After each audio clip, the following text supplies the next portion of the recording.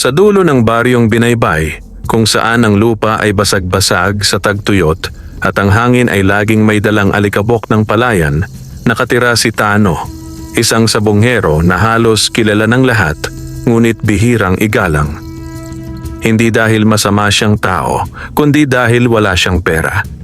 Sa isang mundong ang lakas ng manok ay kadalasang sinusukat sa kapal ng pusta, si Tano ay palaging nasa gilid, tagahawak, tagapunas, tagaigib ng tubig, tagakaliskis ng pakpak, at kung minsay tagatapon ng patay na panabong. May sariling manok si Tano, oo. Ngunit ang mga manok niya ay kagaya ng kanyang pamumuhay. Mga manok na hinuhuli lamang sa bakuran, pinapakain ng tirang kanin at dinikdik na mais, minsay dinadagdagan ng dahon ng malunggay na kinitil sa tabi ng kanal.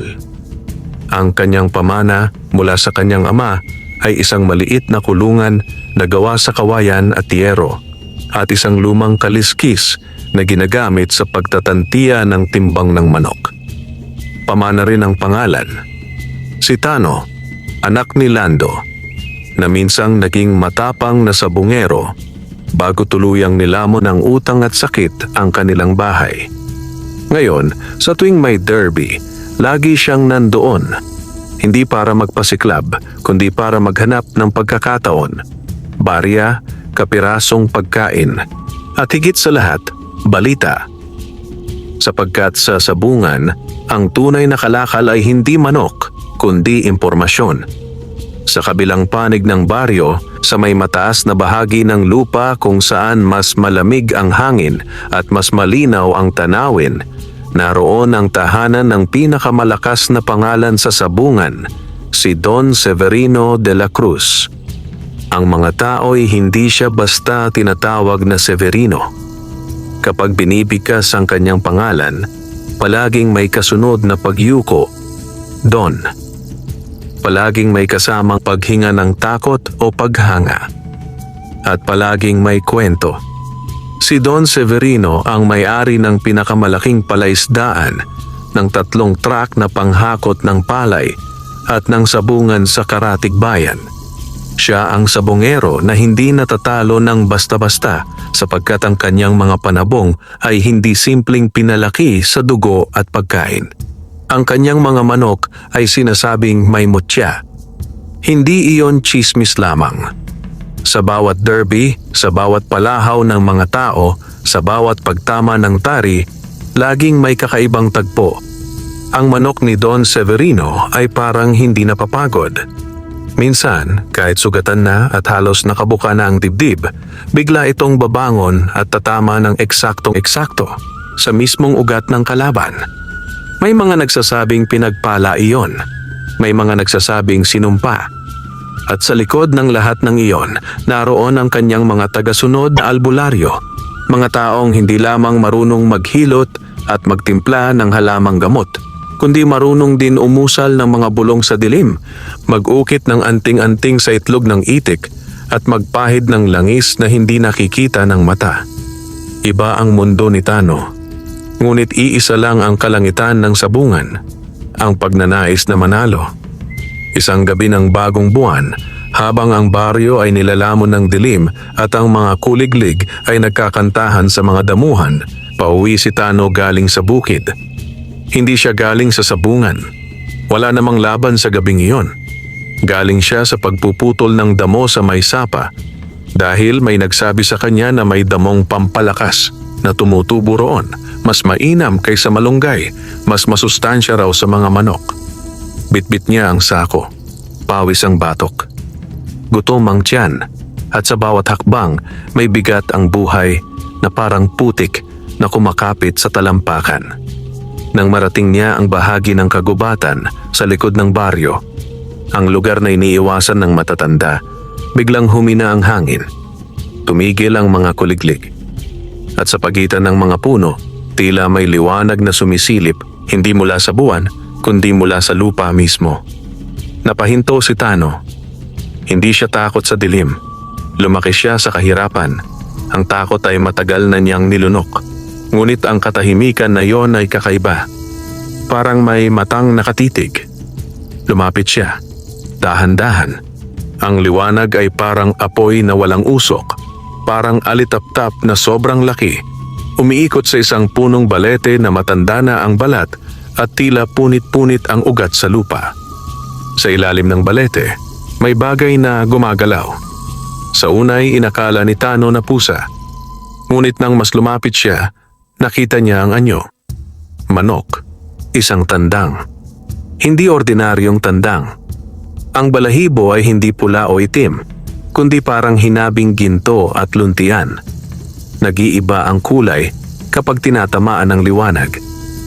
Ang mata ay maliwanag na parang barya sa ilalim ng tubig. At ang bawat hinga nito ay may kasamang singaw na tila malamig. Nakayuko ang manok. Para itong nasugatan. Walang isip si Tano. Sabongero siya. Ang unang pumasok sa kanya, panabong. Kahit mahirap siya, alam niya ngang ganitong klase ng manok ay kayang magpabago ng kapalaran. Sa sabungan, ang himala ay may halaga at ang halaga ay hindi nabibili ng mahirap. Lumuhod siya. Dahan-dahang inilapit ang kamay. Inaasahan niyang tatarakin siya. Ngunit hindi. Sa halip, nang mahawakan niya ang balahibo nito, biglang uminit ang kanyang palad na parang may dumaloy na kuryente. Napaurong siya, ngunit hindi niya nabitawan. Para siyang hinihila, hindi ng manok, kundi ng kapalaran. Sa sandaling iyon, may narinig siyang tinig. Hindi galing sa bibig ng tao, hindi rin galing sa hangin, parang galing sa loob ng kanyang bungo. Huwag mo akong dadalhin sa kamay ng masamang puso. Napasinghap si Tano. Bumilis ang pintig ng dibdib. Umikot siya, hinanap ang pinagmulan, ngunit tanging mga punong matitigas at anino lamang ang naroon. Tumingin siyang muli sa manok.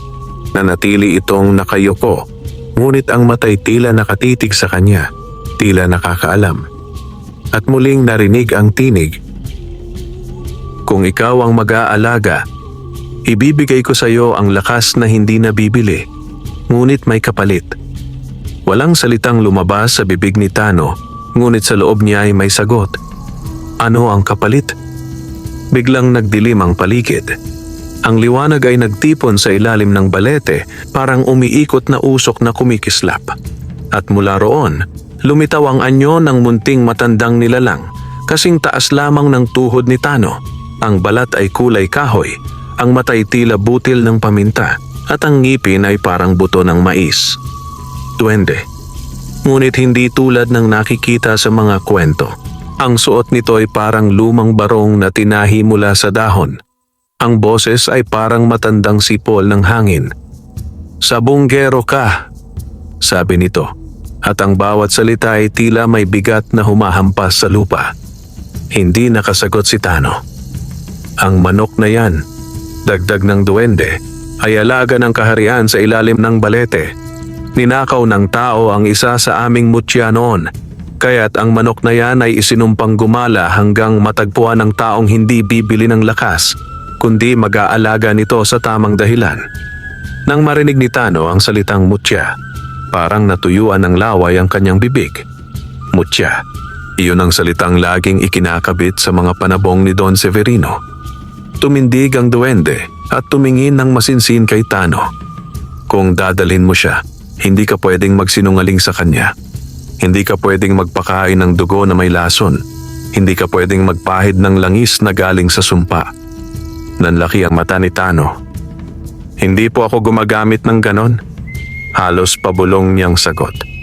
Ngumiti ang duwende, ngunit hindi iyon ngiting masaya. Pero may laban kang haharapin. Laban ng mahirap sa mayaman. Laban ng malinis sa marumi. Ang kalaban mo ay may mutyang hindi nakikita. May mga taong marunong umusal sa dilim. Nang banggitin iyon ng duwende, parang biglang lumamig ang hangin. Parang alam na nito ang pangalan ng pinakamalakas sa sabungan. Kapag dumating ang araw na yon, wika pa nito. Subukan mong piliin kung bakit mo siya ipapasabak. Kung para sa yabang, mawawala sa iyo ang lahat. Kung para sa katarungan, maaalala ka ng lupa. Napaluha si Tano nang hindi niya namamalayan. Hindi siya sanay sa mga salitang ganyan. Sa mundo niya, ang pangako ay karaniwang napuputol sa gutom. Ngunit ngayon, may nilalang na nagsasalita tungkol sa katarungan na parang isa itong bagay na maaaring mahawakan. Dahan-dahan niyang isinilid sa kanyang dibdib ang manok. Binalot ito sa lumang tela na dala niya sa sako. Hindi pumalag, hindi umimik. Ngunit ramdam ni Tano ang tibok ng puso nito. Mabilis, matapang, buhay. Bago siya umalis, muling nagsalita ang duwende. Mas mababa ang tinig. Huwag mong ipapakita sa kahit sino, lalo na sa mga taong may maitim na langis sa palad. Bakit po? Tanong ni Tano.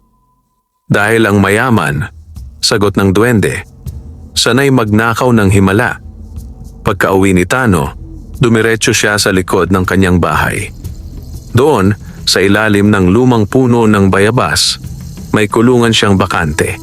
Kulungang ginawa para sana sa manok na balak niyang bilhin kapag may natirang pera. Ngunit sa taon-taon, walang natitira.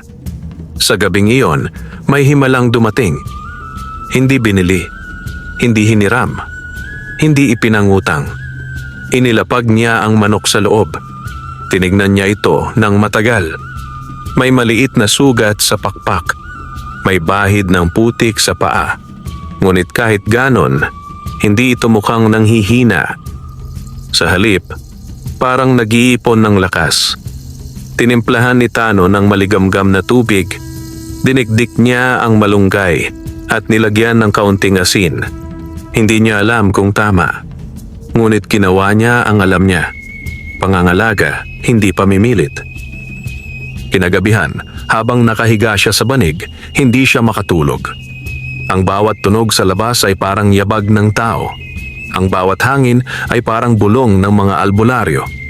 Sapagkat sa baryo, mabilis kumalat ang amoy ng himala kahit hindi mo pa sinasabi. At sa loob ng kanyang isip, paulit-ulit na bumabalik ang isang larawan. Ang sabungan. Si Don Severino. Ang kanyang mga manok na tila hindi tinatamaan ng pagod. Ang mga albularyong nakapila sa likod, nakatagong dasal sa dila. Kung ito ang kapalaran na ibinigay sa kanya ng balete, alam ni Tano na hindi ito basta swerte. Ito ay laban. Isang laban na ang nakataya ay hindi lang pera, kundi ang dangal ng isang mahirap na sabungero at ang buhay ng isang manok na hindi dapat mahuli ng masamang kamay. Sa labas, biglang tumilaok ang manok.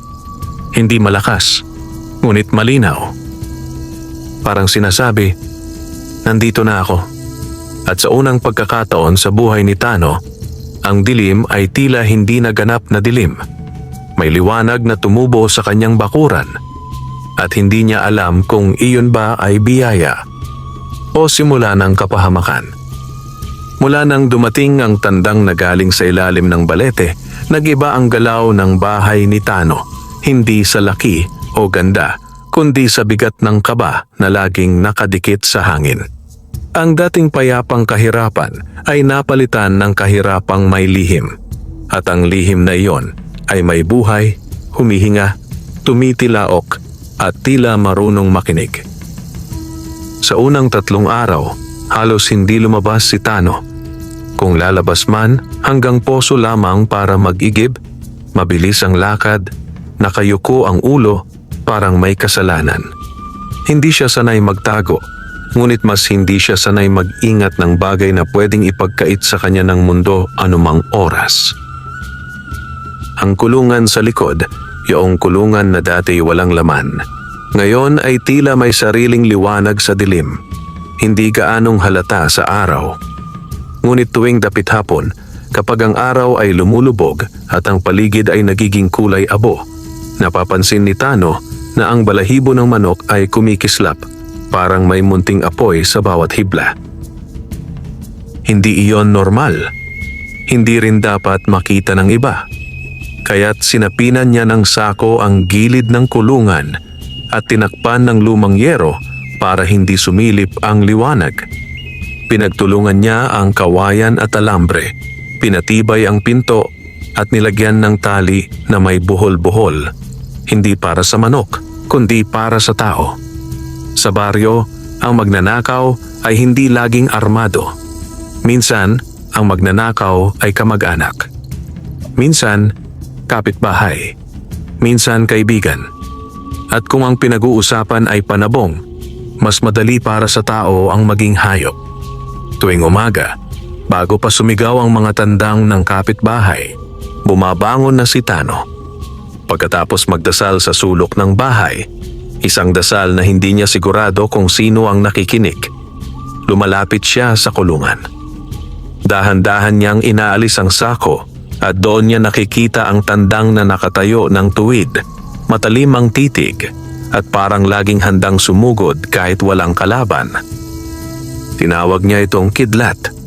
Hindi dahil mabilis, kundi dahil sa unang gabing narinig niyang tumilaok ito, parang may dumaan na liwanag sa dibdib niya. Bigla, matalim, nakakatakot. "Kidlat!" bulong niya. "Huwag kang maingay. Baka may makarinig." Ngunit tila hindi sumusunod ang manok sa utos. Sumusunod ito sa sarili nitong batas. Kapag tumilaok, hindi malakas. Subalit ang tunog ay parang tumatagos sa lupa. Umaabot sa pinakadulo ng baryo na parang may dalang mensahe. At ang mensahe, unti-unting naramdaman ng baryo.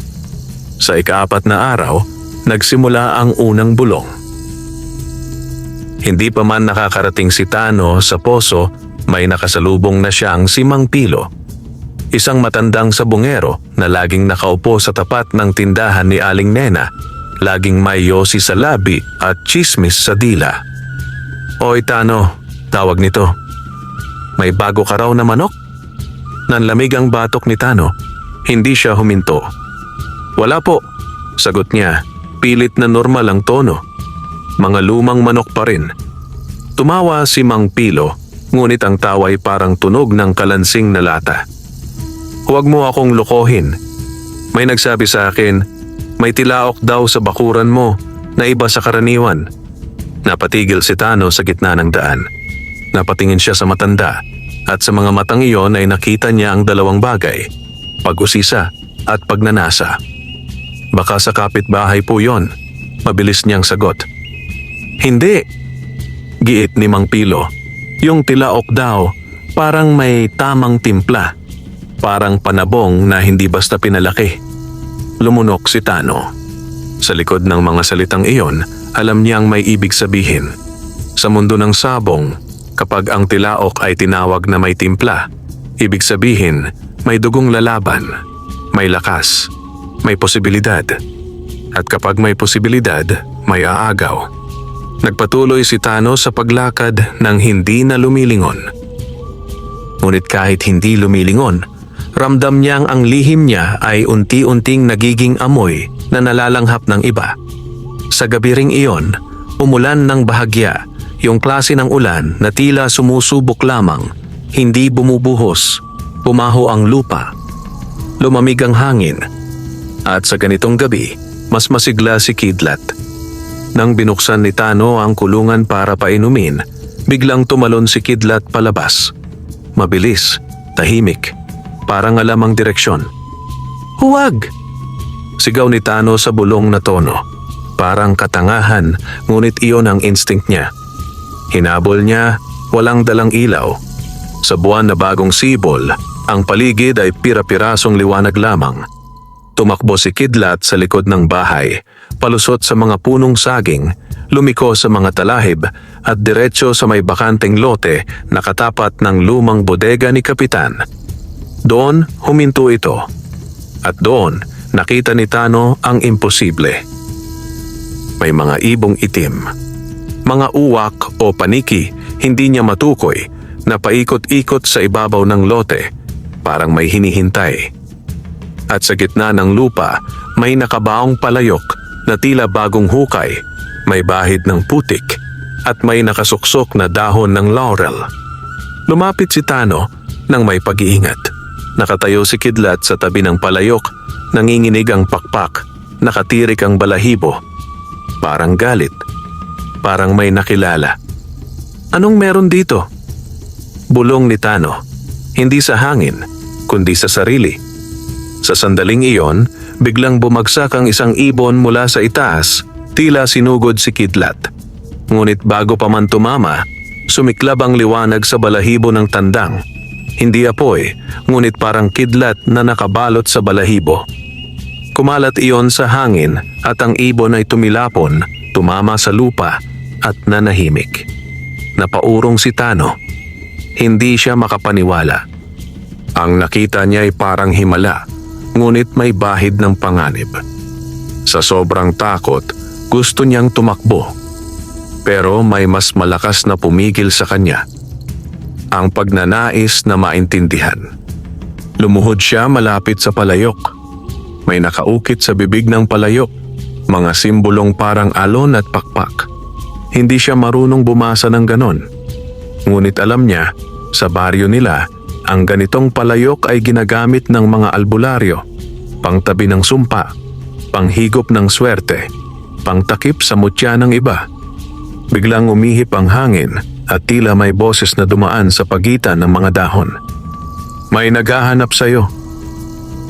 Nang lumingon si Tano, wala siyang nakita. Ngunit ang pakiramdam ay parang may tumayo sa likod niya. At mula sa malayo, sa kabilang dulo ng baryo, may biglang tumilaok na manok. Hindi si Kidlat. Mas malakas, mas mabigat, mas may yabang. At kasunod ng tilaok na yon, parang may sumagot na pagaspas ng hangin. Parang lumipad ang kung anong hindi nakikita. Hindi na nagdalawang isip si Tano. Dali-dali niyang dinampot si Kidlat, binalot sa damit at tumakbo pa uwi. Sa likod niya, parang tumatawa ang dilim. Pagka-uwi, isinara niya ang kulungan, nilagyan ng doble ang tali, at saka siya naupo sa sahig. Hingal, nanginginig, pawis na malamig. Kinabukasan, kumalat ang bagong balita sa baryo. May albularyong dumating. Hindi basta albularyo. Hindi taga rito. Sa tabi ng munisipyo, may nakita raw na lalaking nakaitim, may suot na pulang panyo sa leeg, at may dalang maliit na kahon na gawa sa narra. Sabi nila, iyon daw ay si Balyan Isko, isa sa pinakakilalang albularyo sa mga karatig bayan, tagapagbantay ng mutya ni Don Severino. At nang marinig ni Tano ang pangalan ni Don Severino na lumabas sa bibig ng mga tao, parang may sumuntok sa sikmura niya. Hindi pa siya lumalaban, hindi pa siya nagpapasiklab, hindi pa niya ipinapakita ang manok. Ngunit nararamdaman na siya. Parang may asong nakasinghot ng dugo. Sa hapon, nagpunta si Tano sa talipapa para bumili ng kaunting mais. Doon niya nakita mismo ang karwaheng puti ni Don Severino na nakaparada sa tapat ng tindahan ni Aling Nena.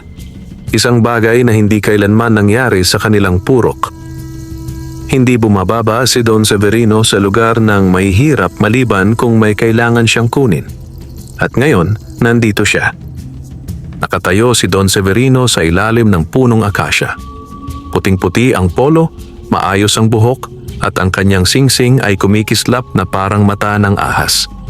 Sa tabi niya, nakatayo ang albularyong si Balyan Isko. Maliit ang mga mata, tila laging nakangiti, ngunit hindi mo maramdaman ang init. Sa likod nila, dalawang tauhan na may dalang sako at kahon. Nagkatinginan sila ni Tano. Walang salita si Don Severino. Ngunit sa tingin nito, may tanong at utos. Lumapit si Mang Pilo kay Tano at bumulong. Masaya ang ngiti na parang may pinagkakakitaan. Tano, hinahanap ka. Nang lumapit si Tano, ramdam niyang bumigat ang hangin. Anak ni Lando. Mahinahong sambit ni Don Severino. Parang kilala niya kahit hindi sila malapit. Matagal na kitang nakikita sa sabungan. Opo, sagot ni Tano, nakayuko. Narinig ko, wika ni Don Severino, na may bago kang panabong. Parang humigpit ang lalamunan ni Tano. Wala po, sagot niya, kahit alam niyang lumang kasinungalingan niyon. Hindi nagbago ang mukha ni Don Severino, ngunit kumilos si Balyan Isko. Dahan-dahan itong inilabas sa kahon ng isang maliit na bote. May lamang langis na kulay itim at sa loob ay may mumunting kumikislap, parang abo ng kandila. Hindi mo kailangang magsinungaling, sabi ni Balyanisco, at ang boses ay parang dumadampi sa balat. Ang mutya may amoy, ang engkanto may marka. Napatingin si Tano sa bote at sa kanya ring mga palad, bigla niyang naalala ang unang haplos niya sa balahibo ni Kidlat, yung init na dumaloy. Kung may manok ka, dagdag ni Don Severino, maaari nating pag-usapan. Hindi mo kayang alagaan ang ganong klase ng panabong, masisira lang. Hindi ko po binebenta, biglang sagot ni Tano. Hindi niya alam kung saan galing ang tapang. Pero lumabas iyon na parang kusa. Parang ang salitang iyon ay hindi kanya, kundi sa manok na nasa kulungan. Bahagyang ngumiti si Don Severino, ngunit ang ngiting iyon ay walang tuwa. Hindi kita pinipilit, pero tandaan mo, ang baryo na to may batas. At saka tumingin ito kay Balyanisco. Tumango ang albularyo. Sa isang iglap, ibinuhos ni Balyanisco ang isang patak ng itim na langis sa lupa. At doon, sa mismong tapat ng paa ni Tano, gumapang ang isang munting anino. Parang uod, ngunit gawa sa usok. Umiikot iyon, tila sumusukat, tila nagsusulat ng marka sa lupa. Napaatras si Tano. Walang nakapansin ang mga tao. Wala silang nakitang uod. Ang nakita lang nila ay pagbuhos ng langis at natakot na reaksyon ni Tano. Ngunit si Tano, malinaw niyang nakita. At sa isip niya, parang may boses na dumaan. Naglagay sila ng mata. Kinumutan siya ng malamig na pawis.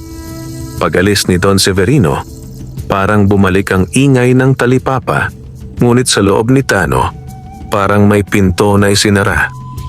Hindi na siya simpleng mahirap na sabongero. Isa na siyang target. Pag-uwi niya sa bahay, agad siyang dumiretso sa kulungan. Binuksan niya ang takip. Nandoon si Kidlat. Nakatingin sa kanya na parang may alam. May dumating, bulong ni Tano. Hinahanap ka? Hindi tumilaok si Kidlat. Sa halip tumayo ito at dahan-dahang inilapat ang tuka sa palad ni Tano. Hindi pagtuka, kundi parang paglalapat ng tanda.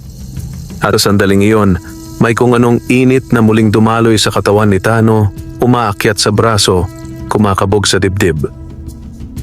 Sa unang pagkakataon, naramdaman niya na ang laban ay hindi lamang sa sabungan. Ito'y laban sa dilim na may pera. At sa ibabaw ng dilim na iyon, may mga mutyang naglalaban, mutyang galing sa kayamanan at mutyang galing sa kagubatan.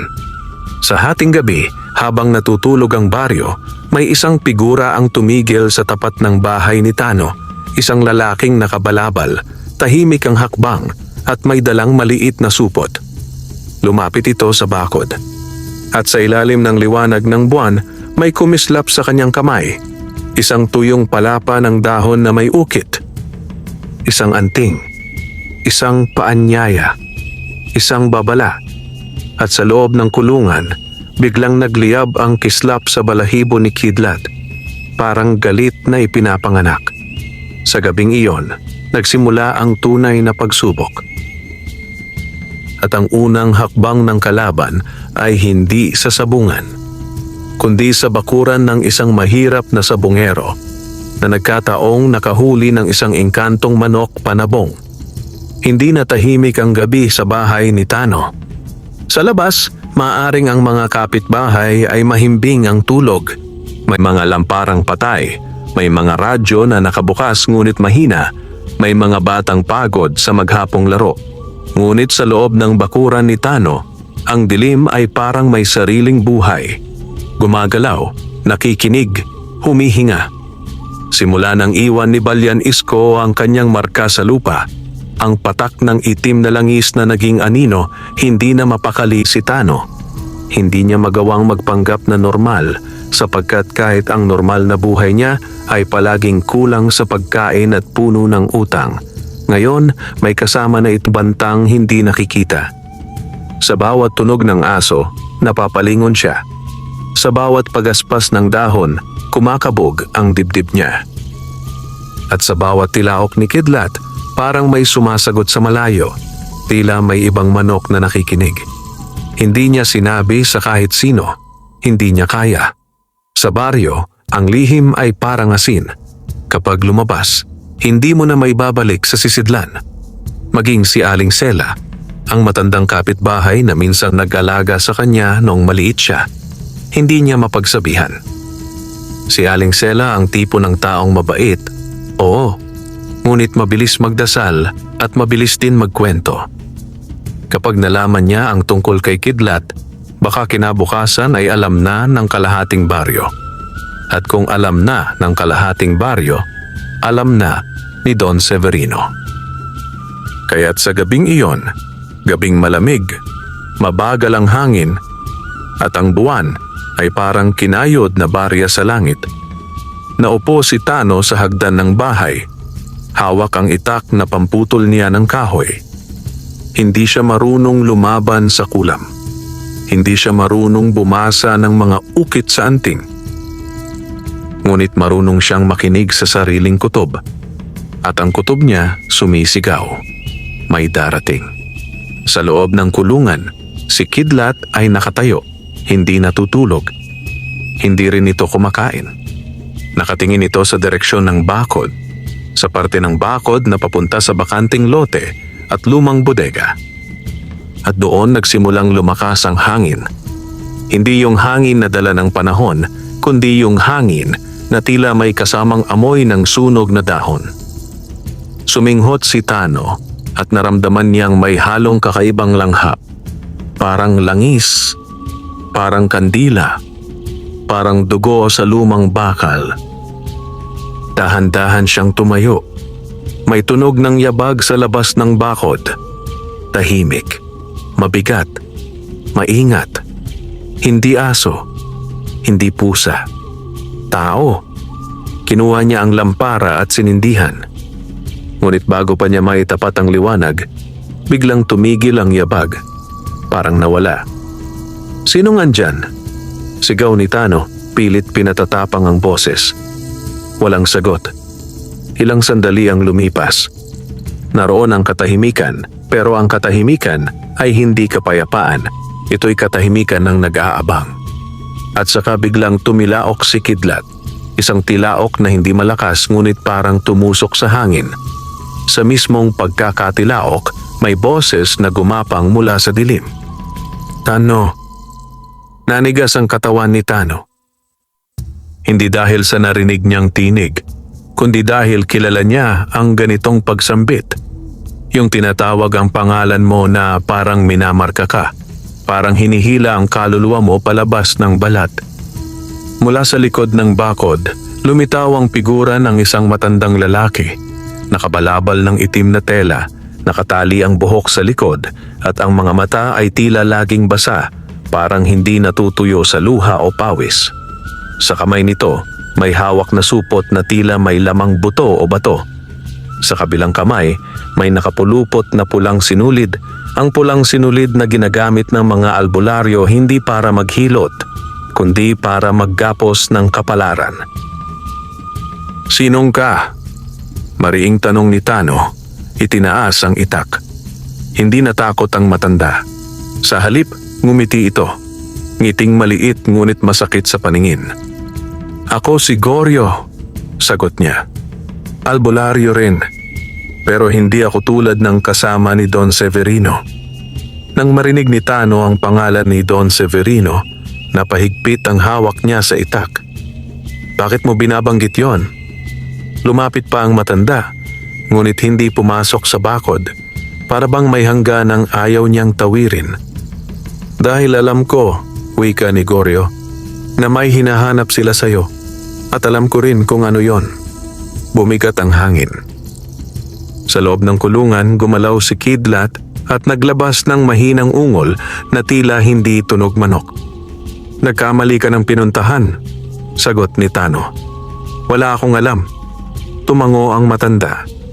Ganyan din ang sinabi ng maraming napahamak. Dahan-dahan itong inilapag ang supot sa lupa sa labas ng bakod. Hindi ako kaaway, ngunit hindi rin ako kakampi ng libre. Napasinghap si Tano, hindi dahil sa banta, kundi dahil sa katotohanan. Sa mundo nila, walang tumutulong ng walang kapalit. Kahit ang mabuti, minsan may presyo. Anong gusto mo? Tanong ni Tano. Makita, sagot ni Goryo, simple at direkta. Makita ang alin? Ang manok. Tumahimik si Tano. Sa ilang segundo, parang huminto ang oras. Tanging tunog ng dahon at mahinang sigaw ng malayong palaka ang naririnig. At sa loob niya, may dalawang boses. Yung una, huwag. Lahat ng tao magnanakaw kapag may himala. Yung ikalawa, kailangan mo ng alam. Kailangan mo ng kakampi. Hindi ka pwedeng mag-isa. Pinagpawisan ang noo ni Tano. Hindi niya alam kung alin ang tama. Ngunit bago pa siya makapagdesisyon, may nangyari. Mula sa likod ng matandang si Goryo, biglang lumitaw ang anino. Isang aninong pamilyar sa kanya. Yung gumapang na usok mula sa marka ni Balyan Isko. Ngunit ngayon, mas malaki, mas buo. Parang aso na gawa sa itim na hangin, may mata na pulang kumikislap. Napaatras si Goryo. Heto na. Bulong niya, biglang naging seryoso ang mukha. Ano yan? Tanong ni Tano, nanginginig ang boses. Pantay, sagot ni Goryo. Mata ni Balyan Isko. Sa isang iglap, sumugod ang itim na anino patungo sa bakod, diretsong lalapit sa kulungan. Parang alam nito ang eksaktong direksyon. Tinangka ni Tano na harangin, ngunit paano niya haharangan ang bagay na hindi laman? Itinaas ni Goryo ang pulang sinulid. Umusal siya ng mga salitang hindi maintindihan ni Tano. Parang lumang Latin na tinimpla sa wikang lupa. Iwinasiwas niya ang sinulid sa hangin. Sumabog ang hangin. Parang may pader na biglang tumayo. Tumilapon ang itim na anino, umikot sa ere, at bumagsak sa lupa na parang basang tela. Ngunit hindi pa ito tapos. Sa pagdapo nito, biglang humaba ang katawan, gumapang, at naganyong ahas na itim, bumubuka ang bibig na parang may ngipin na gawa sa abo. Kidlat! Sigaw ni Tano. Hindi niya alam kung bakit siya sumigaw sa manok, pero parang iyon lang ang alam niyang tawagin. At tila narinig siya ni Kidlat. Biglang sumiklab ang liwanag sa balahibo ng tandang sa loob ng kulungan. Hindi ito nakulong sa kawayan. Lumusot ang liwanag sa pagitan ng mga siwang at kumalat sa paligid. Nang tumama ang liwanag sa itim na ahas, tumirik ang katawan nito, sumingasing at parang nasunog.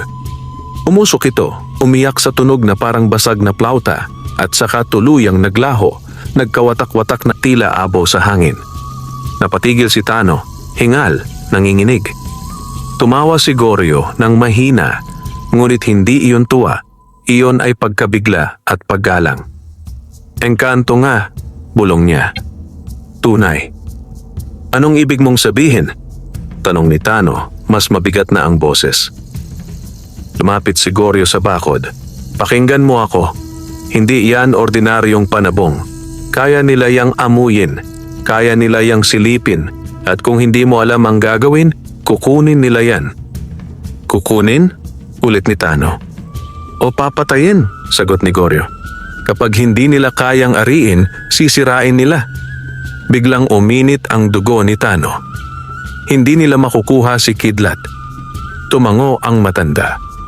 Ganyan din ang sinabi ng maraming napahamak. Pero ikaw, may pagkakataon. Dahil ang manok mo, may sariling liwanag. Sa mga salitang iyon, natigilan si Tano. Napatingin siya sa kulungan. Unti-unting humihina ang kislap sa balahibo ni Kidlat, ngunit nanatiling matalim ang titig. Bakit mo ako tinutulungan? Tanong ni Tano, hindi pa rin nagtitiwala. Huminga ng malalim si Goryo. Dahil may utang ako sa lupa. Anong utang? 10 taon na ang nakalipas, wika ni Goryo. May isang mahirap na sabongero rin na tulad mo. Hindi ko siya tinulungan. Natakot ako sa pera ni Don Severino. Hinayaan ko siyang lamunin ng kulam at daya. Bumaba ang tingin ng matanda. Hanggang ngayon, naririnig ko pa rin ang iyak ng asawa niya. Nang marinig ni Tano iyon, may kumurot sa dibdib niya. Hindi na ako bata. dagdag ni Goryo. Pero ayokong mamatay na dala ang duwag sa buto. Napatitig si Tano. May bigat ang sinabi. Hindi iyon madaling imbentuhin. Ngunit kahit ganon, hindi pa rin siya kampante. Ano ang gusto mong kapalit? Tanong ni Tano. Direktahan. Ngumiti si Goryo ng bahagya. Ayokong pera. Wala kang pera. Ang gusto ko lang, kapag dumating ang araw ng laban, huwag mong gamitin ang manok para lang yumaman. Tumawa si Tano ng mapait. Ano pa? Mahirap ako. Yumaman ka kung kailangan, sagot ni Goryo. Pero huwag mong hayaang baguhin ka ng pera. Huwag mong gawing sandata ang liwanag para maging kasing itim nila. Tahimik si Tano. Sa gabing iyon, may unang lumapit sa kanya hindi para manakot, kundi para magbukas ng mata. Pero ang mata na bubuksan ay maaaring makakita ng mas masahol. Dahil matapos ang insidenteng iyon, nagdesisyon si Goryo na pumasok na sa bakuran. Papayag ka bang tingnan ko siya? Tanong niya. Nag-aalinlangan si Tano. Ngunit naalala niya ang itim na ahas na muntik nang makalusot. Naalala niyang kung wala si Goryo, maaaring natuklasan na ng kulam ang eksaktong kinaroroonan ni Kidlat. Kaya tumango siya. Dahan-dahan niyang binuksan ang kulungan. Lumabas si Kidlat, tumayo sa lupa na parang hari ng bakuran. Itinaas nito ang ulo, tumingin kay Goryo. At doon nangyari ang mas nakakatindig balahibo. Hindi umatras si Kidlat. Hindi rin lumapit. Ngunit sa sandaling nagkatinginan sila ng matandang albularyo, biglang nag-iba ang hangin. Parang may dumaan na alon. Naramdaman ni Tano na parang umikot ang paligid at ang liwanag ng buwan ay kumislap. Lumuhod si Goryo. Hindi sa takot, sa paggalang. Panginoon ng tari, bulong niya. Nanlaki ang mata ni Tano. Anong sinabi mo? Hindi mo pa alam? Sagot ni Goryo, nakatitig kay Kidlat. Ang manok na to, hindi lang panabong. Ito ang bantay ng isang mutya. Mutya? Ulit ni Tano, halos pabulong. Tumango si Goryo. At ang mutyang bantay niya ay mas malakas kaysa sa mga albularyong hawak ni Don Severino. Sa likod ng mga salitang iyon, ramdam ni Tano ang pag-uga ng kapalaran. Parang may pinto na bumukas at sa loob may hagdan pababa sa kailaliman. Makinig ka, sabi ni Goryo, lumingon kay Tano. May darating na derby sa bayan sa susunod na linggo. Lahat ng malalakas nandoon. Si Don Severino, sigurado. Narinig ko, sagot ni Tano, halos walang boses. Kung gusto mong mabuhay ang manok na to, dagdag ni Goryo, hindi mo siya pwedeng itago habang buhay. Kailangan mong ipakita ang liwanag niya sa tamang araw para matakot ang dilim. Parang lumamig ang hangin. Pero kapag ipinakita ko siya, sabi ni Tano, lalo siyang hahabulin. Tumango si Goryo. Oo, at doon mo malalaman kung sino talaga ang may hawak ng tadhana. Sa dulo ng gabing iyon, bago umalis si Goryo, iniwan niya ang pulang sinulid sa kamay ni Tano. Isabit mo yan sa kulungan, sabi niya. Hindi nito mapipigilan ang lahat, pero malalaman mo kung may gumagalaw na sumpa. Kapag umiikot ng mag-isa ang sinulid, may mata na naman. At saka siya tumalikod, naglakad palayo, at tuluyang nilamon ng dilim. Naiwan si Tano sa bakuran, hawak ang pulang sinulid, nakatingin kay Kidlat na nakatayo pa rin sa lupa. Sa loob ng dibdib ni Tano, may tanong na kumakain. Kung si Don Severino ay may mutya at albularyo, ano ang meron sa manok na ito na kayang sumunog ng kulam? At kung ang liwanag na iyon ay tunay na hindi nabibili, bakit siya ang napili? Sa hating gabi, umihip ang hangin. At sa malayo, sa may mataas na bahagi ng baryo kung saan nakatayo ang bahay ni Don Severino, may umalingaw-ngaw na dasal.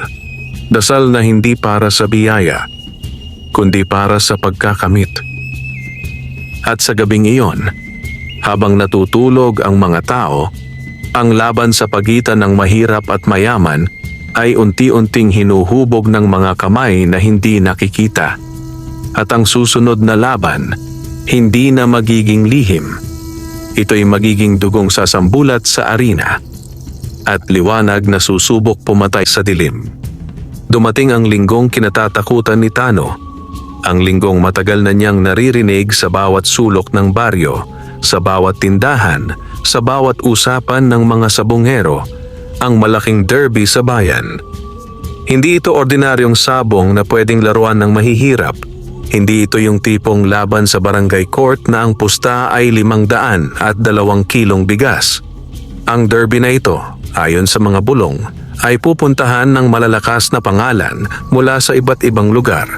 Mga sabongerong may sasakyan, may tauhan, may suki, at may albularyo. At sa pinakagitna ng lahat, naroon si Don Severino. Kung sabungan ang pag-uusapan, si Don Severino ang tinatawag na hari ng tari. Sa kanya umiikot ang pera, sa kanya kumakapit ang takot, sa kanya nagiging batas ang bulong. Ngunit ngayon, may isang mahirap na sabungero sa dulo ng baryo na may hawak na engkantong panabong. Isang manok na hindi pwedeng bilhin, hindi pwedeng takutin at hindi pwedeng dayain ng basta-basta. Sa umaga ng pag-alis, halos hindi nakakain si Tano. Ang kanin ay nakahain pero hindi niya malasahan. Ang tuyong isda ay parang papel sa dila. Sa tabi ng kulungan, si Kidlat ay nakatayo ng tuwid, handang-handa. Wala itong takot sa mata. Parang alam na nito kung bakit ito narito. Sa loob ng bahay, hinahanda ni Tano ang mga kailangang dala. Maliit na supot ng mais, malinis na basahan, tubig, at ang pulang sinulid na iniwan ni Goryo. Isinabit niya ang sinulid sa loob ng maliit na lalagyang kawayan na ikakabit sa hawla ni Kidlat. Kapag may gumagalaw, sabi ni Goryo nung huling gabi nilang nag-usap, malalaman mo. At ngayong araw na iyon, hindi na lang mga tao ang kalaban, kundi mga anino. Dumating si Goryo bago pa sumikat ng tuluyan ng araw. Nakasuot siya ng kupasing kamiseta, may bitbit na lumang bag, at sa mata niya ay may bigat ng taong alam na ang susunod na mangyayari ay maaaring hindi na mababawi. Handa ka na? Tanong niya kay Tano. Si Tano nakatingin kay Kidlat tumango. Kung hindi man wala na rin akong atras. Huminga si Goryo.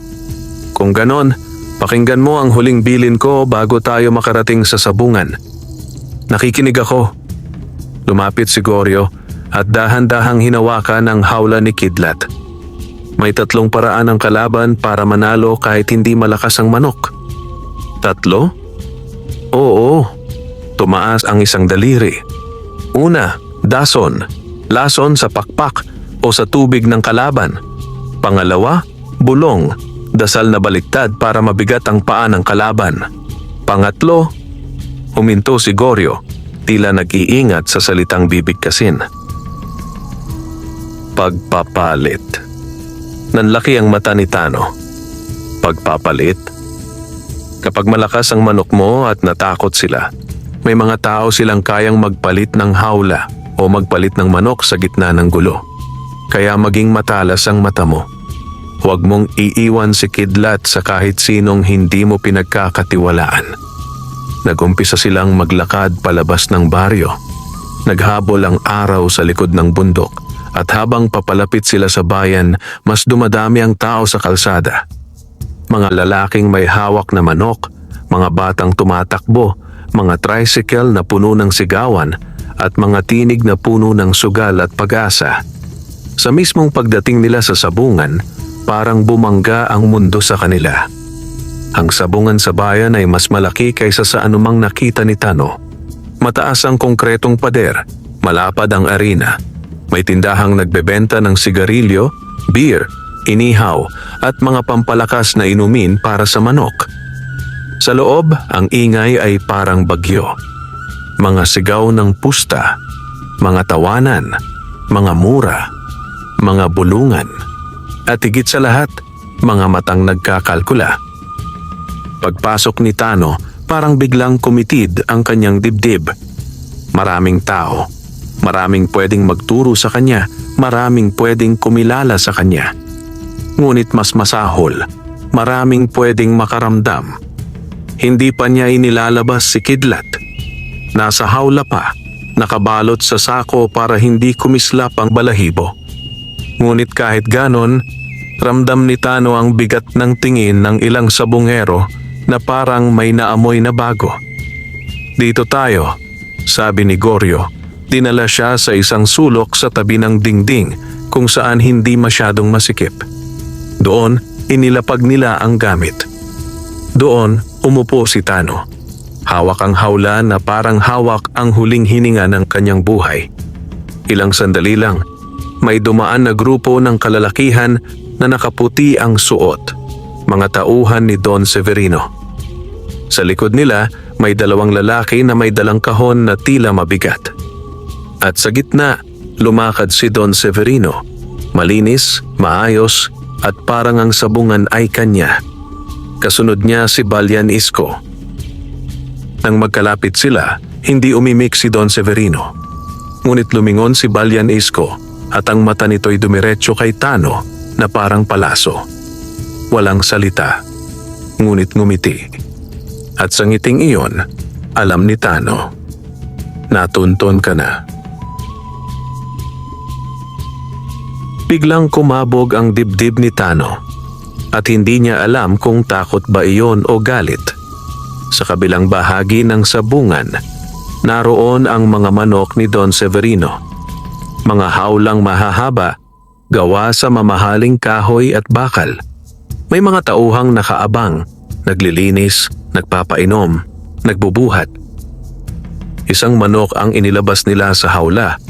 Pulang-pula ang balahibo, makintab, at ang dibdib ay parang bato. Sa bawat kilos nito, parang may yabang. Yan ang si Suklob, bulong ni Goryo. Isa sa pinakamalakas niya. Sinasabing may mutyang nakakabingi ng pakiramdam ng kalaban. Kapag tumapat ka dyan, mag-iingat ka. "Paano ko iiwasan?" tanong ni Tano, pabulong din. "Hindi mo maiiwasan kung tadhana," sagot ni Goryo. "Pero kaya mong hindi matalo kung malinis ang loob mo." Sa gitna ng arena, nagsimula na ang unang mga laban. Isa-isang tumutulo ang dugo sa lupa. Isa-isang nagsisigawan ang tao tuwing may tama ang tari. May mga panabong na tumatakas, may mga nananalo na nakataas ang kamay. May mga natatalo na nakayuko at halos umiiyak. Para kay Tano, bawat laban ay parang mensahe. Ito ang mundong papasukin mo. Dumaan ang oras. Dumating ang tanghali at naramdaman ni Tano na umiinit ang hawla ni Kidlat, parang hindi na nito kayang magtago. "Ilabas mo," sabi ni Goryo. Bago sila ang unang makakita, nanginginig ang kamay ni Tano habang tinatanggal ang sako. At doon, sa ilalim ng ilaw ng sabungan, nakita ang hindi dapat makita ng marami. Kumislap ang balahibo ni Kidlat, ginto at luntian na parang sinag ng araw sa dahon pagkatapos ng ulan. Biglang may ilan sa mga tao ang napalingon. May ilang tumigil sa pag-uusap. May ilang biglang tumahimik. May nagsabi, "Ano yon?" May bumulong, "Engkanto ba yan?" May tumawa, "Dayaan yan." Ngunit ang totoo, ang unang tumugon ay hindi tao, kundi ang pulang sinulid sa hawla. Umiikot ito ng mag-isa. Mabagal sa una, saka bumilis hanggang sa tila may humihila rito mula sa hangin. Napapikit si Tano. "Goryo!" Tumayo si Goryo at sinipat ang paligid, matalim ang mata. "May mata," bulong niya. "Malapit." At bago pa sila makakilos, may lumapit. Isang tauhan ni Don Severino, matangkad, maputi, at ang ngiti parang handang manakit. "Boss," sabi nito kay Tano, "baka gusto niyo pong sumali sa lineup. May slot pa." Hindi na kailangang itanong ni Tano kung bakit biglang may slot. Sa ganitong derby, ang mahihirap ay kadalasang hindi pinapansin, hindi binibigyan ng pagkakataon. Ngunit ngayon, inaalok siya. Ibig sabihin, gusto nilang mailabas siya sa liwanag para mas madaling tirahin. Sumali ka, sabi ni Goryo, mababa ang tono. Kung iiwas ka, lalo silang magkakainteres. Huminga si Tano, mahigpit. Sige. Agad siyang isinama sa mesa ng listahan. Inilista ang pangalan niya, Tano, Binaybay. Inilista ang manok, Kidlat. Nang mabasa iyon ng tauhan, bahagyang umangat ang kilay nito at ngumisi. Kidlat? Ang tapang. Hindi sumagot si Tano. Pagkatapos ng ilang minuto, ipinatawag ang unang laban ni Tano. Nang marinig ang pangalan niya sa mikropono, parang biglang umikot ang sikmura niya. Next fight, Tano ng Binaybay. Laban kay... Huminto ang tagapagsalita, tila nagulat sa nakasulat. Don Severino de la Cruz. Sumabog ang sabungan sa sigawan. May tawanan, may hiyawan, may bulungan.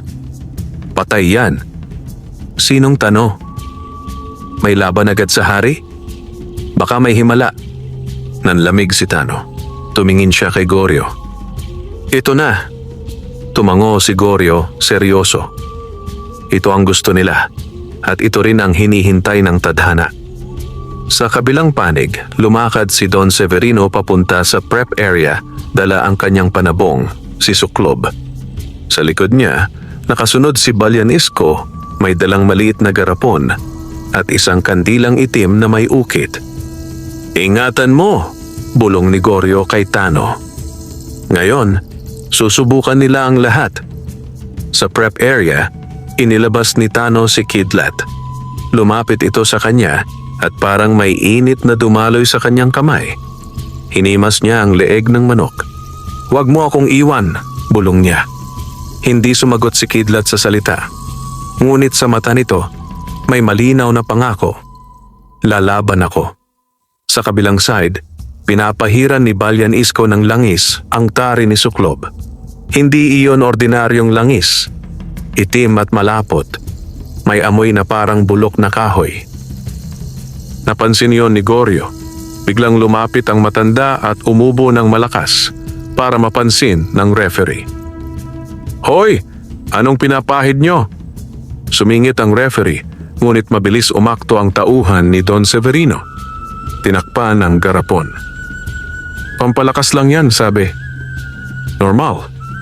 Ngunit alam ni Goryo at Tano, may daya. Sa huling sandali bago pumasok sa arena, tumingin si Don Severino kay Tano. Anak ni Lando, wika nito, malamig ang boses. Bakit mo dinala yan dito? Para lumaban, sagot ni Tano. Ngumiti si Don Severino. Ang laban, hindi larong pambata. Kapag sumugal ka, dapat handa kang mawalan. Nag-init ang dibdib ni Tano. Handa po ako. Hindi na nagsalita si Don Severino. Ngunit lumingon siya kay Balyan Isko. At doon, sa hindi napapansing sandali, umusal si Balyan Isko ng bulong. Mabilis, malalim, parang sumpang tinatahi sa hangin.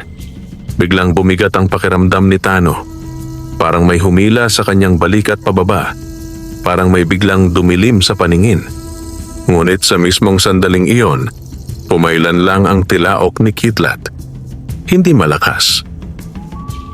Ngunit matalim. At parang kidlat na sumabog sa loob ng dibdib ni Tano. Nawala ang bigat. Bumalik ang hangin. Napaatras si Balyan Isko, bahagyang napangiwi, tila napaso. At sa arena, nang magkaharap ang dalawang manok, si Suklob na pulang-pula at mabigat at si Kidlat na kumikislap na parang sinag, tumahimik ang sandali ang sabungan. Parang may mga mata ang hangin. Parang may dalawang mundo ang magbabanggaan. Ang mundong binili ang lakas at ang mundong pinagkaloob ng lupa. Itinaas ng referee ang kamay. Bitaw! Sabay silang bumitaw. At sa unang salpok pa lang, biglang nagulat ang lahat. Si Kidlat, na inaasahang manok lang ng mahirap, ay hindi umatras. Sa halip, tumama agad siya, mabilis, direkta, parang alam ang eksaktong lugar ng ugat. Tumilapon si Suklob ng bahagya. Sumigaw ang mga tao. Ay grabe!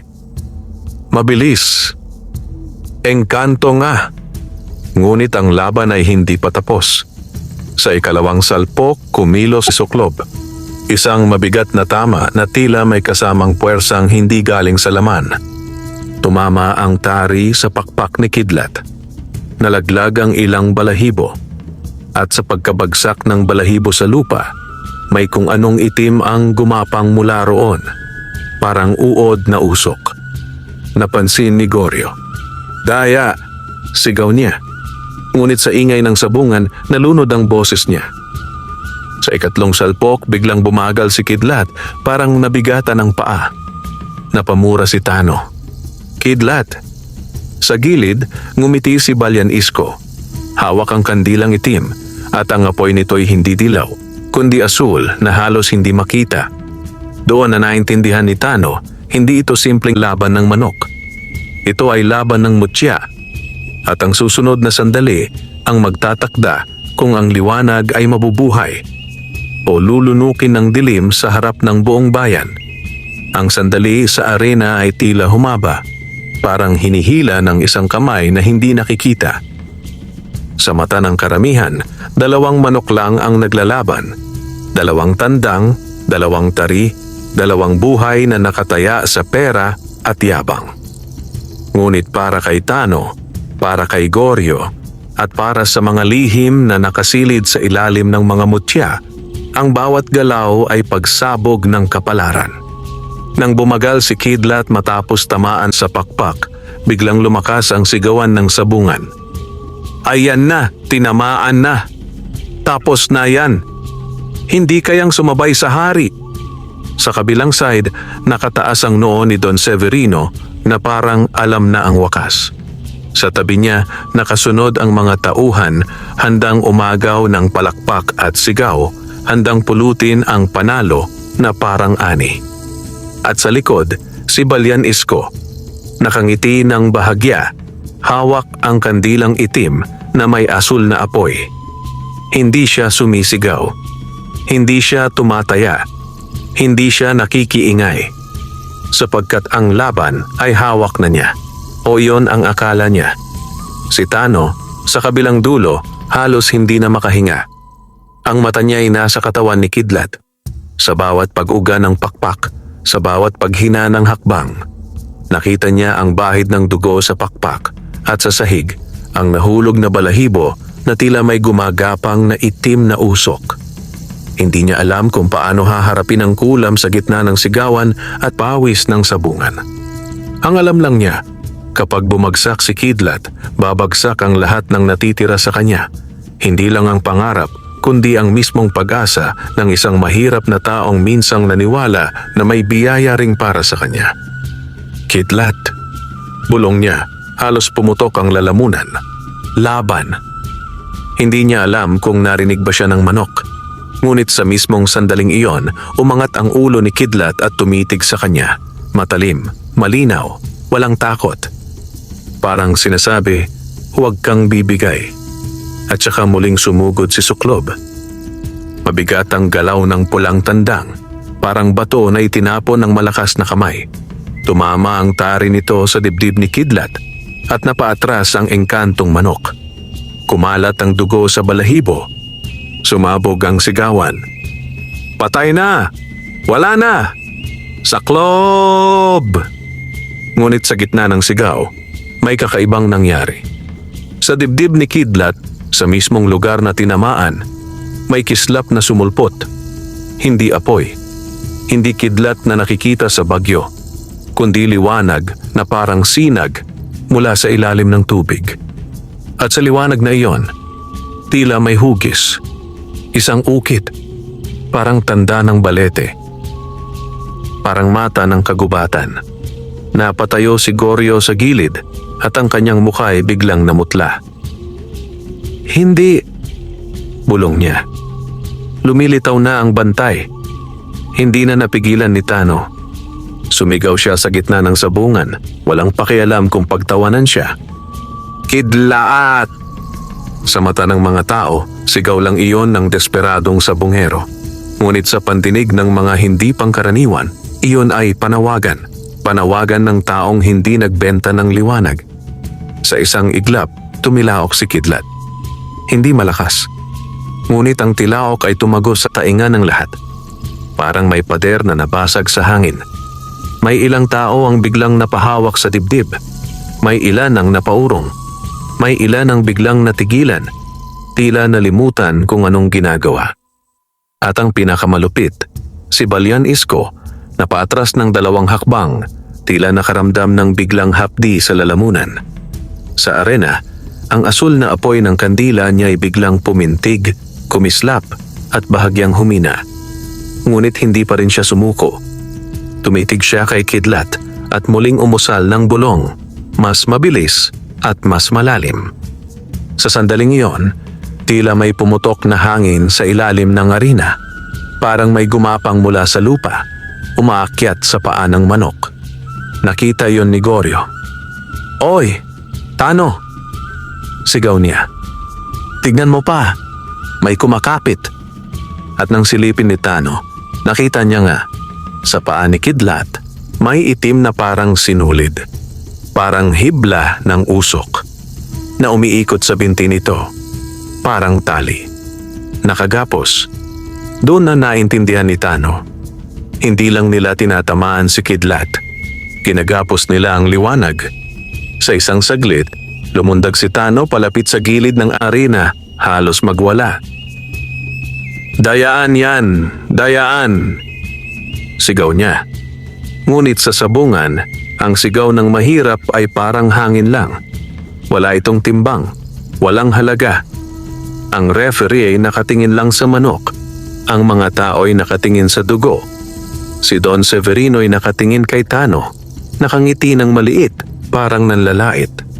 At doon, sa puso ni Tano, may nagliyab na bagay na matagal niyang kinikimkim, galit. Hindi galit na basta pang mahirap. Galit na galing sa taon ng pangungutya, sa taon ng pagyuko, sa taon ng pag-asa na laging tinatapakan. Hindi na niya napigilan ang sarili. Inilagay niya ang kamay sa dibdib niya at sa ilalim ng kanyang damit, hinawakan niya ang maliit na pirasong kahoy na isiniksik ni Goryo sa kanya bago sila pumasok sa arena. Hindi niya iyon napansin noon sa gulo. Isang maliit na ukit na kahoy. "Anong to?" tanong niya noon. "Atin lang," sagot ni Goryo. "Kapag kinailangan, hawakan mo at huwag kang matakot sa liwanag." Ngayon niya ito hinawakan. At sa sandaling iyon, may init na dumaloy mula sa kahoy papunta sa kanyang palad, umaakyat sa braso papunta sa dibdib. Isang init na pamilyar, kagaya ng unang haplos niya kay Kidlat sa ilalim ng balete. Biglang nagiba ang tingin ni Tano sa arena. Hindi niya alam kung paano ipapaliwanag, ngunit tila nakita niya ang mga tali sa hangin. Nakita niya ang hibla ng kulam, parang manipis na usok na may direksyon, mula sa paa ni Kidlat papunta sa gilid kung saan naroon si Balyan Isko at ang kandila. Parang sinulid na nag-uugnay sa sumpa at sa biktima. Nakita niya. At nang makita niya, para bang may pahintulot ang loob niya na kumilos. "Kidlat!" Bulong niya sa puso, hindi na sa bibig. "Kung may liwanag ka, labanan mo." Sa arena, biglang tumingala si Kidlat. At sa mata nito, may kakaibang ningas, hindi apoy, kundi liwanag na parang araw sa ilalim ng puno. Sa biglang pag-ikot nito, tumama ang tuka ni Kidlat sa mismong tali ng kulam, sa hibla ng usok na gumagapos sa paa niya. Walang nakakita, ngunit may narinig. Isang tunog na parang punit na tela sa hangin. At sa mismong sandali ng pagkapunit, si Balyan Isko ay biglang napatigil. Umubo siya, malakas, parang may nabunot sa loob ng dibdib niya. Humina ang kandila. Nagsimulang magpigil si Don Severino. "Isko!" bulong niya, ngunit hindi marinig ng iba. Sa arena, nakaluwag ang paa ni Kidlat. At sa biglang pag-angat ng katawan nito, parang ibong kumawala sa lambat, sumugod si Kidlat. Hindi na mabagal, hindi na sugatan sa tingin ng tao, kundi parang mas lumakas lalo. Sumalpok si Kidlat kay Suklob. Isang tama, direkta sa leg. Tumalsik ang dugo. Nanlaki ang mata ng mga tao. Ay ginulat! Baliktad! Grabe yung manok! Pero hindi pa iyon ang katapusan. Sa ikalawang tama, umilag si Suklob at sinubukang gumanti. Ngunit sa bawat galaw nito, parang bumibigat ang katawan. Parang may dumidikit na putik sa paa. Ang mutya ni Don Severino, yaong lakas na binili at ginapos sa mga dasal na baliktad, tila nalulusaw sa harap ng liwanag na hindi kayang bilhin. Muling sumugod si Kidlat. Isang sipa, isang tari, isang tama sa dibdib. At si Suklob ay napaikot, pumagsak sa lupa, nagkikisay. Sumabog ang arena. Panalo! Enkanto nga! Hindi totoo to! Nagtayuan ang mga tao. May mga nagtatalon, may mga nanunulak, may mga nagsisigawan ng pusta na parang nasusunog ang bibig sa tuwa o galit. Ngunit sa gitna ng lahat, si Tano ay hindi makagalaw. Nakatitig siya sa arena at ang mundo niya ay parang biglang naging ibang anyo. Sa gilid, nanigas si Don Severino. Hindi siya sumigaw. Hindi siya nagwala. Ngunit sa mata niya, may lumitaw na tunay na kulay. Hindi pagkabigla, kundi poot. Si Balyanisco naman, nakayuko, hingal. At ang kandila ay tuluyang namatay ang apoy. Sa kamay niya, ang itim na wax ay parang natunaw na bangkay. Lumapit ang referee, itinaas ang kamay. Panalo, Kidlat. At sa sandaling iyon, parang may umalingaw-ngaw na tunog mula sa ilalim ng arena. Tunog na hindi narinig ng lahat, kundi ng mga may mata sa lihim. Parang may tumawa sa ilalim ng lupa. Parang may mga duwendeng nagpalakpak. Sa kabilang gilid ng sabungan, may matandang lalaking nakasuot ng kupas na sombrero ang biglang tumayo. Hindi siya kasama ni Tano. Hindi siya tauhan ni Don Severino. Ngunit nang magtagpo ang tingin nila ni Tano, tumango ang matanda. Isang pagtangong tila nagsasabing, "Nakita ko ang liwanag mo." Sa gitna ng tagumpay, lumapit si Goryo kay Tano. Mahigpit ang hawak sa balikat niya. "Hindi pa tapos," bulong niya. "Kapag natalo ang mayaman sa harap ng lahat, lalong nagiging delikado." Ngunit bago pa man makasagot si Tano, nangyari ang mas nakakatakot. Sa gilid kung saan nakatayo si Don Severino, dahan-dahan itong lumapit sa arena. Hindi sumisigaw, hindi nagwawala. Parang kalmado. Ngunit ang kalmado niya ay mas nakakatakot. Huminto siya sa tapat ni Tano. At sa unang pagkakataon, nagsalita siya nang narinig ni Tano ang tunay na tinig. Hindi ang tinig ng mayamang negosyante, kundi ang tinig ng taong sanay kumuha ng bagay na hindi kanya. "Anak ni Lando," wika ni Don Severino, "hindi mo alam ang pinasok mo." Tinapik niya ang hawla ni Kidlat, parang inaangkin kahit hindi kanya. "Ang manok na yan, hindi ka tatagal na may hawak niyan." Nangatog ang panga ni Tano. "Hindi ko po ibibigay." Ngumiti si Don Severino, ngunit ang ngiti parang talim. "Hindi ko kailangan ng pahintulot." At bago pa man makagalaw si Tano, may mga tauhan ang biglang lumapit, tila may balak sumiksik sa pagitan nila.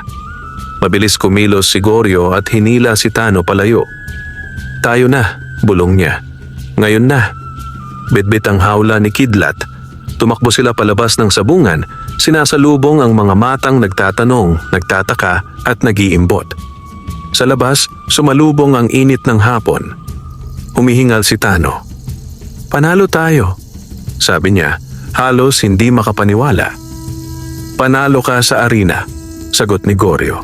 "Pero simula ngayon, mas mabigat ang laban." Sa malayo, Sa loob ng sabungan, narinig pa rin nila ang ingay ng mga tao. Ngunit mas malakas sa pandinig ni Tano ang isang bagay. Yung boses ng duwende sa ilalim ng balete bumabalik sa alaala. Ang mayaman, sanay magnakaw ng himala. At sa araw na iyon, habang nilulunok ng kalsada ang kanilang yapak pauwi, alam ni Tano, ang tagumpay niya ay nagpasiklab ng apoy. At ang apoy na iyon ay mag-aanyaya ng dilim. Mas malalim, mas marumi, mas handang pumatay. Sapagkat si Don Severino ay hindi sanay matalo. At ang taong hindi sanay matalo ay handang magpasunog ng buong mundo para lang mabawi ang liwanag na hindi niya kayang bilhin. Sa pag-uwi ni Tano mula sa sabungan, hindi na siya simpleng mahirap na sabungero na may isang panabong na himala. Isa na siyang taong may markang nakikita ng mga albularyo at naaamoy ng mga taong sanay magnakaw ng biyaya. Habang papalayo sila ni Goryo sa bayan, hindi bumababa ang bigat ng hangin. Ang araw ay mainit, ngunit ang pakiramdam ni Tano ay parang giniginaw. Bitbit niya ang hawla ni Kidlat na tila mas mabigat kaysa sa dati. Hindi dahil sa laman nito kundi dahil sa kapalarang sumakay na sa kanilang likod. Sa loob ng hawla, tahimik si Kidlat. Hindi na ito kumikislap gaya kanina sa arena, ngunit ramdam ni Tano na may apoy pa rin sa dibdib nito. Apoy na nakatago, handang sumiklab sa oras na kailangan. Pagtawid nila sa tulay na kahoy papasok sa baryo, napansin ni Goryo ang isang bagay. Ang pulang sinulid na nakasabit sa hawla ay umiikot na naman. Hindi mabagal, hindi parang ginalaw ng hangin, kundi parang hinahatak. "Huwag ka nang tumuloy sa bahay mo," maring sabi ni Goryo. Biglang naging matigas ang boses. "Ano?" gulat ni Tano. "Nakatutok na sila sa'yo," sagot ni Goryo. "Kapag umuwi ka, doon ka nila kukuhanin. Sa bakuran mo, sa kulungan mo, sa mismong lugar na alam nilang mahina ka." Napatigil si Tano sa gilid ng daan, sa pagitan ng palayan at mga puno ng niyog. Ang puso niya ay bumigat. Saan tayo pupunta?" "Sa balete," sagot ni Goryo. Nanlaki ang mata ni Tano. "Doon ko siya nakuha. Doon din siya ibabalik kung kailangan," wika ni Goryo. Doon ang hangganan na hindi basta nababasag ng pera.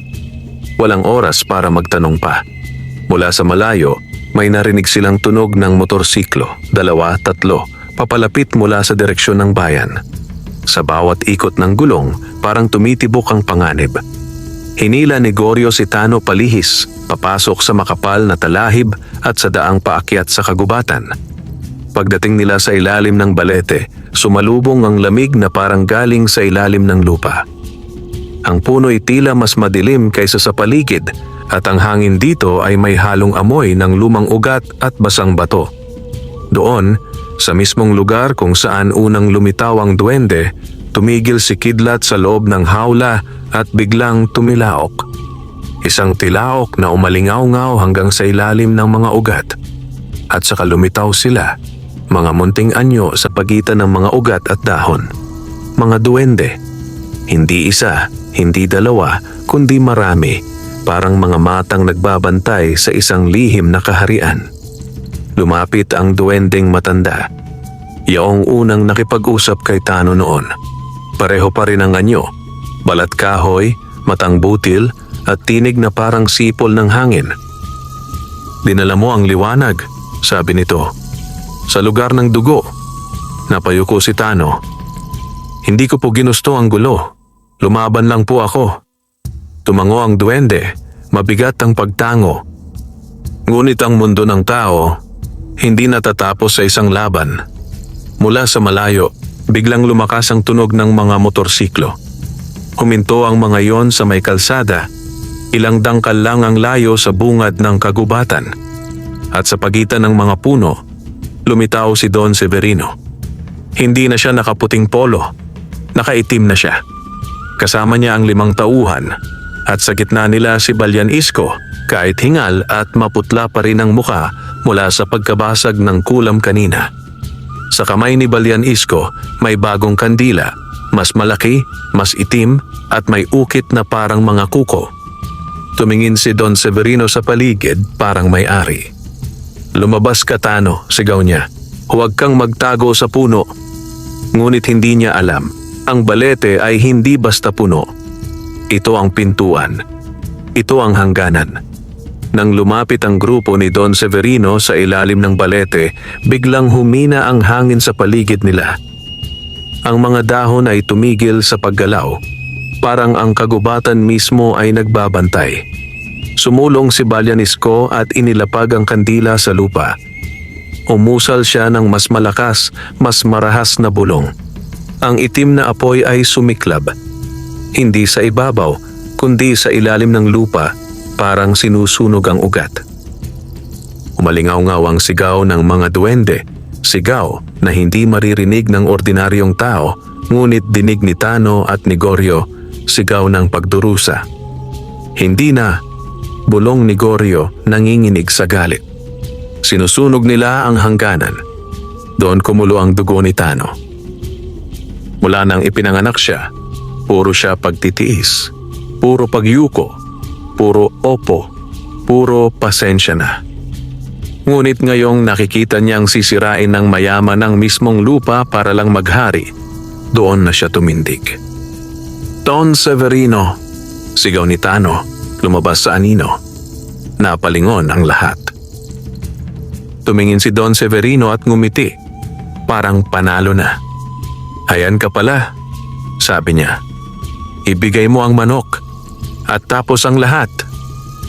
"Hindi," sagot ni Tano. "Hindi sa iyo ang liwanag." Lumapit si Don Severino. "Lahat ng bagay may presyo." Tumawa si Tano, isang tawang unang beses niyang ginawa sa harap ng mayaman. "May mga bagay," sagot niya, "na hindi nabibili ng pera." Nagdilim ang mukha ni Don Severino. "Isko!" Sumulong si Balyan Isko at biglang nagpakawala ng bulong, parang pana. Mula sa kandila, may itim na usok na umakyat at humugis ng mga kamay. Humahablot sa hangin papunta kay Kidlat. Mabilis na kumilos si Kidlat sa hawla. Biglang kumislap ang balahibo nito, mas maliwanag kaysa dati. Binuksan ni Tano ang hawla. At doon lumabas ang engkantong tandang, tumapak sa lupa ng balete na parang bumalik sa tunay niyang tahanan. Sumiklab ang liwanag sa buong paligid. Ang itim na kamay ng kulam ay nagliyab, umusok at nagkawatak-watak. Napaatras ang mga tauhan ni Don Severino, natakot, napamura. Ngunit si Don Severino hindi umatras. Sa mata niya, hindi takot ang naroon, kundi kasakiman. "Akin yan!" sigaw niya at biglang sumugod, sinusubukang hawakan si Kidlat.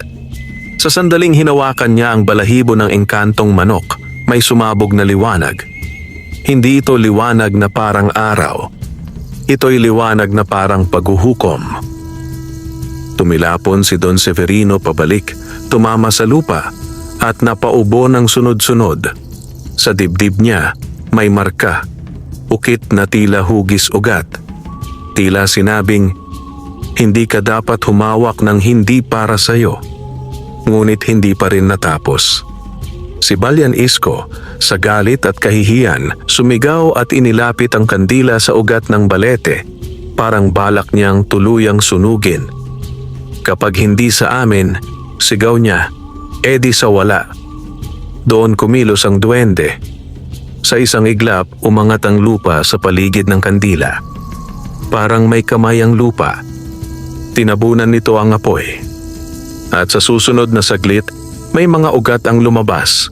Mahahaba, mabilis, parang ahas. At gumapos sa mga paa ni Balyan Isko. Sumigaw ang albularyo, nagpupumiglas, ngunit mas humihigpit ang ugat. "Hindi ka tagapagpagaling," wika ng matandang duwende, lumitaw sa harap niya. "Tagapagwasak ka." At sa isang iglap, biglang nagdilim ang paningin ni Balyan Isko at ang bibig niya ay napuno ng putik. Putik na, tila galing sa ilalim ng maraming taon ng kasalanan. Bumagsak siya, walang malay.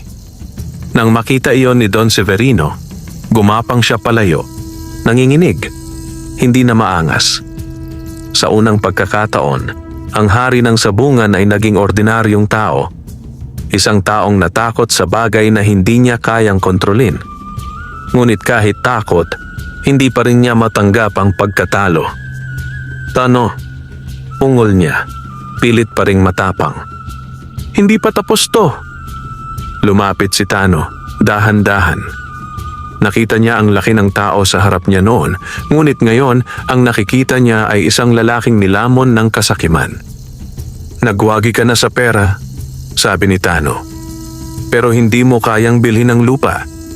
Tumitig ang matandang duwende kay Tano. Dumating na ang singil, wika nito. Ano ang pipiliin mo? Singil? Ulit ni Tano. Ang manok, sabi ng duwende. Kung mananatili siya sa mundo ng tao, lagi siyang hahabulin.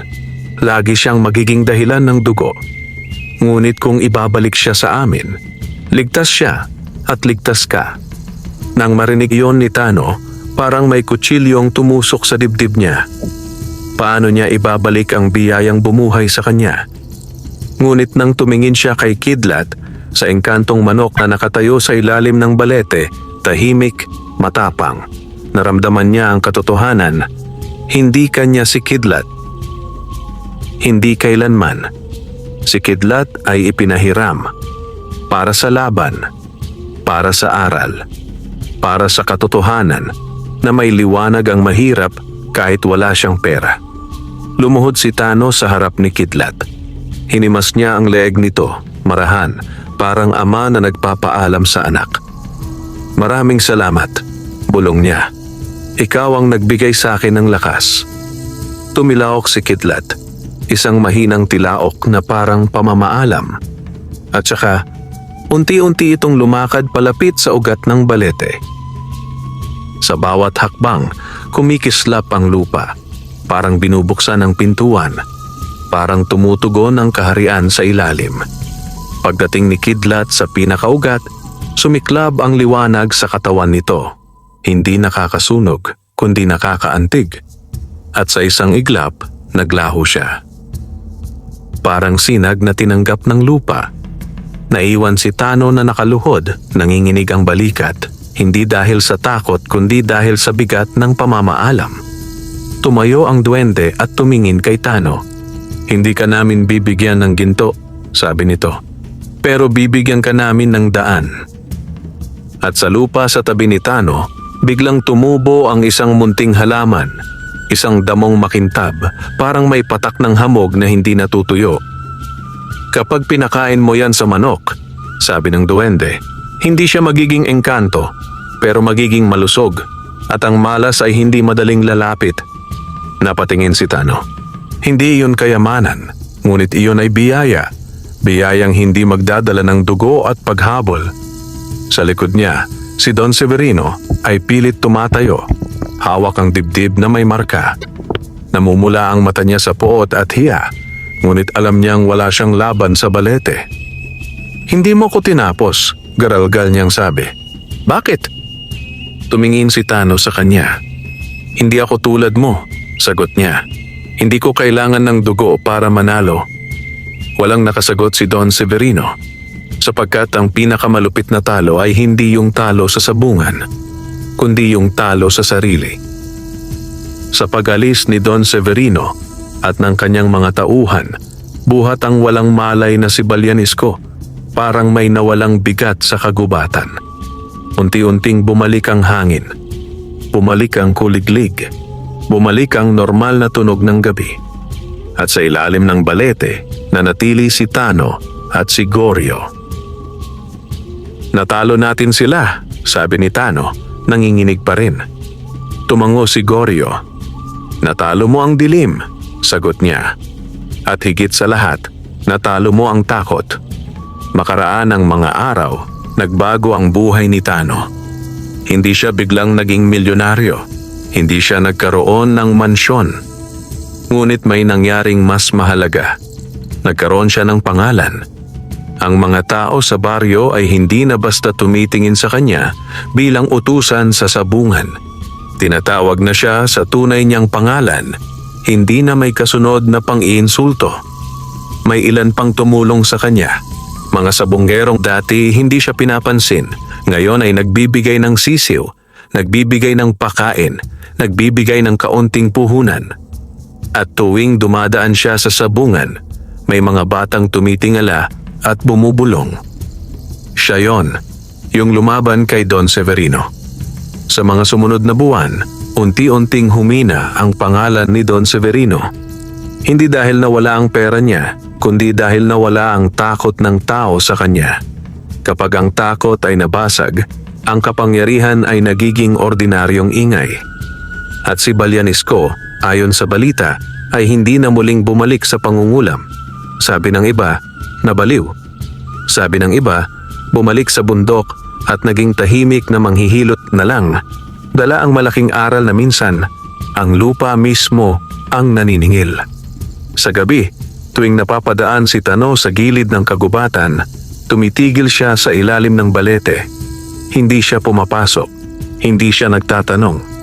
Nagtitirik lang siya ng maliit na kandila, puti, hindi itim, bilang pasasalamat.